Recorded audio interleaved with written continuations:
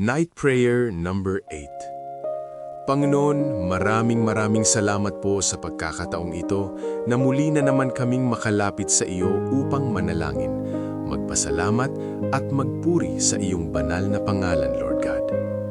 Maraming salamat po sa ligtas na maghapon at sa mga biyaya mong madalas ay hindi na namin napapansin. Salamat po sa iyong walang sawang pag-ibig sa amin, Panginoon. Tunay nga pong napakabuti at napakadakila mo at marapat lamang na ikaw ay sambahin at pasalamatan.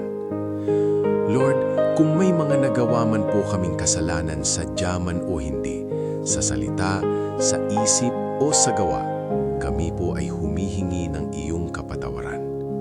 At tinuturuan din po ninyong magpatawad sa mga nagkasala sa amin, tulad ng pagpapatawad mo sa amin. Sa gabing ito, Panginoon, suguin mo nawa ang iyong mga anghel upang kami ay gabayan at protektahan sa buong magdamag. Ilayo mo po kami sa anumang panganib, sakit at masamang balak. At sa aming paggising kinabukasan, naway magkaroon kami ng panibagong lakas, panibagong pag-asa at panibagong pagkakataon upang sambahin ka, paglingkuran ka at ipahayag ang iyong kabutihan, Lord God. Muli po naming ibinabalik sa iyo ang lahat ng papuri at pasasalamat.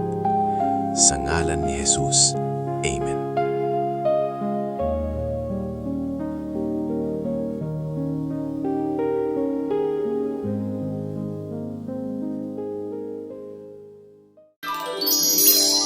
Neil Learn Official.